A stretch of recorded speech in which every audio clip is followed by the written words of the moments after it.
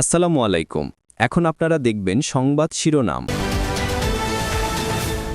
নির্বাচনকালে তত্ত্বাবধায়ক ব্যবস্থা ফিরলেও বাস্তবায়নের পথে চ্যালেঞ্জ দেখছেন বিশ্লেষকরা। রূপরেখা নির্ভর করবে বিদায়ী সরকারের উপর। আপনার সংসদে একটা র্যাটিফিকেশনের দরকার হয় সংবিধানের অংশ হিসাবে এই রায়কে কার্যকর করার জন্য। একক সংখ্যাগরিষ্ঠতা থাকে তাহলে দেখবেন তারা তাদের মতো করেই এই আইনটা করবে এবং সেটা আমি মনে করি আরেকটা নতুন সমস্যা জন্ম দেবে।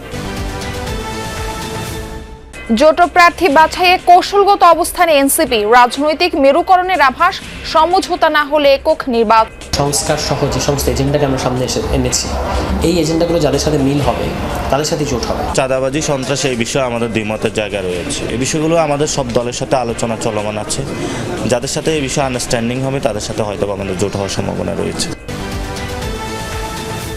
সাতক্ষীরায় বিএনপির মনোনয়ন ঘিরে দলীয় কোন্দল তুঙ্গে। এলাকায় দুপক্ষের উত্তেজনা, প্রার্থী পুনর্বিবেচনার দাবিতে বঞ্চিতদের পক্ষে। চট্টগ্রামে এলিভেটেড এক্সপ্রেসওয়ে থেকে ছিটকে পড়ল বেপরোয়া গতির প্রাইভেট কার। চাপা পড়ে বন্দর কর্মচারী নিহত, স্বজন হারাদের শোক। সশস্ত্র বাহিনী দিবস আজ। জাতীয় নিরাপত্তা, দেশের সংকট থেকে শান্তি রক্ষা মিশনেও গৌরবময় ভূমিকা পালন করছেন বাহিনীর সদস্যরা। অদম্য ইচ্ছাশক্তিতে ভর করে ডানা মেলছে জুলহাসের প্লেন। দেশীয় উপাদান কাজে লাগানোর আশা উদ্ভাবকের, চূড়ান্ত সাফল্য পেতে গবেষণা প্রতিষ্ঠানের তাগিদ বিশেষজ্ঞের। বাংলাদেশের কোনো একটা অজপাড়া গায়ে কোনো একটা তরুণ কিছু বানাচ্ছে, হ্যাঁ, সেখান থেকে সে জানে না এরপর সে কোথায় যাবে। একটা ইউনিভার্সিটি হতে পারে বা গভর্নমেন্ট কোনো ইনস্টিটিউট হতে পারে, এখানে গেলে পরে ফার্দার কোনো সহায়তা পেতে পারে। আসসালামু আলাইকুম। এখন দেখবেন সংবাদ বিস্তারিত। নির্বাচনকালীন তত্ত্বাবধায়ক সরকার ব্যবস্থা পুনর্বহালের ঐতিহাসিক রায়ের পর রাজনৈতিক অঙ্গনে নতুন করে শুরু হয়েছে আলোচনা।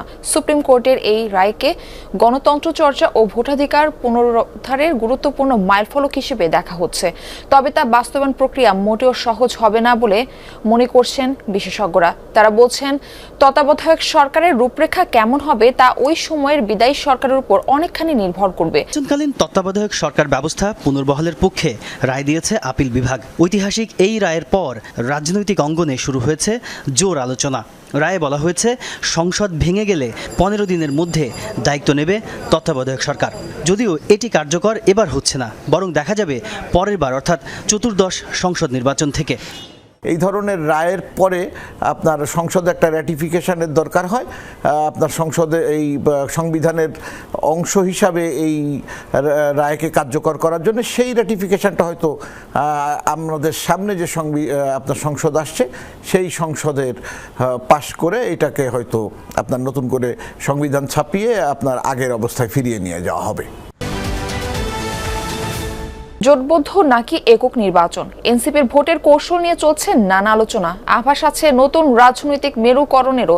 তাই প্রার্থী বাছাইয়ে সতর্ক দলটি। নেতারা জানান, আওয়ামী লীগ ও জাতীয় পার্টি ইস্যুতে দলগুলোর অবস্থান আর জুলাই সনদ বাস্তবায়নের সমঝোতা না হলে নেওয়া হবে একক নির্বাচনের প্রস্তুতি। 300 আসনে নির্বাচনের প্রস্তুতি নিলেও চলতি সপ্তাহে ঘোষণা হবে 70-80 জনের নাম। আর ডিসেম্বরের প্রথমার্ধে চূড়ান্ত হবে প্রার্থী তালিকা। তবে জায়গা হবে না চাঁদাবাজ, সন্ত্রাসী, এমনকি 24-এর নির্বাচনে অংশগ্রহণকারীদেরও। আমরা আমাদের কিছু এজেন্ডা দিব, পলিটিক্যাল প্রোগ্রাম, তারপর আমরা ইলেকটোরাল প্রোগ্রামগুলোতে যাব।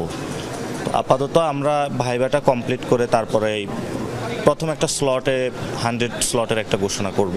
একই আসনে দুজন দাবিদার একসাথে এসে নমিনেশন ফর্ম কিনেছে, এটা এখনো পর্যন্ত আমাদের বিউটি। আপনাকে সংসদ সদস্য দেওয়া হয়েছে, আরেকজনকে উপজেলা চেয়ারম্যানের জন্য হয়তো প্রস্তুত করা হবে বা তাকে সেই ধরনের কথা বলা হতে পারে, কিংবা তাকে ওই উপজেলার কিংবা জেলার বড় কোনো জায়গায় যদি তার সেই সামর্থ্য থাকে এবং সেই যোগ্যতা থাকে, ফলে আমরা ডাটা পাচ্ছি এবং একজনকে দেওয়ার মানে বাকিরা আর কোনো মানে অযোগ্য সেরকম কিন্তু না। তাই নির্বাচনী ফল ঘরে তুলতে নানা ছক কষছে এনসিপি। দলের একাংশ বিএনপির সাথে জোটবদ্ধ হওয়ার আগ্রহ দেখালেও অন্যদের পছন্দ জামায়াত। তবে এই ইস্যুতে বিভক্তি নেই দাবি নেতাদের। সংস্কার সহ যে সমস্ত এজেন্ডাকে আমরা সামনে এনেছি, এই এজেন্ডাগুলো যাদের সাথে মিল হবে তাদের সাথে জোট হবে, আর যাদের সুস্পষ্ট এটার বিরুদ্ধে অবস্থান আছে তাদের সাথে আমাদের মানে মিল হবে না। আবার এমন কেউ যদি থাকে যার ব্যাপারে ঐতিহাসিক বিতর্ক আছে, সেটাও আমরা বিবেচনা নিচ্ছি। যে নির্বাচনে উত্তাপের আগে সাতক্ষীরায় বিএনপি প্রার্থী মনোনয়নকে ঘিরে ছড়িয়েছে উত্তেজনা। 1 একের পর এক সড়ক অবরোধ, মশাল মিছিল ও বিক্ষোভ চলছে প্রতিনিয়তই। প্রার্থী পুনর্বিবেচনার দাবিতে রাজপথে আন্দোলন চালিয়ে যাচ্ছেন বিএনপির মনোনয়ন বঞ্চিত দুই নেতার সমর্থকরা। ইসলাম হাবিব, সাতক্ষীরা 2 আব্দুর রউফ, সাতক্ষীরা 3 কাজী আলাউদ্দিন। 3 নভেম্বর সাতক্ষীরা 2 আসনে আব্দুর রউফকে প্রার্থী ঘোষণা করেন বিএনপি মহাসচিব।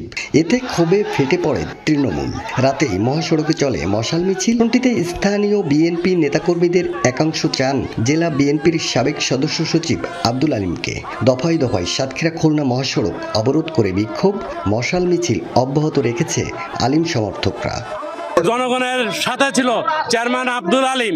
আমরা সাতক্ষীরাবাসী এই 14 ইউনিয়ন পৌরসভায় সবাই চাইছিল, 80% জনগণ চাইছিল আলিম চেয়ারম্যান নমিনেশন পাক। দর্শক দেখছিলেন প্রধান উপদেষ্টা ডক্টর মোহাম্মদ ইউনূসের পুষ্পস্তবক অর্পণের অংশবিশেষ। পরবর্তী সংবাদে যাচ্ছি। জাতীয় নিরাপত্তা, দেশবাসীর আস্থা আর বিশ্বব্যাপী শান্তির বার্তার সবচেয়ে নির্ভরযোগ্য শক্তি বাংলাদেশ সশস্ত্র বাহিনী। স্বাধীন বাংলাদেশের প্রেক্ষাপট থেকে সমসাময়িক রাজনৈতিক ও সামাজিক সংকট মোকাবেলায় সর্বাগ্রে সশস্ত্র বাহিনীর সদস্যরা।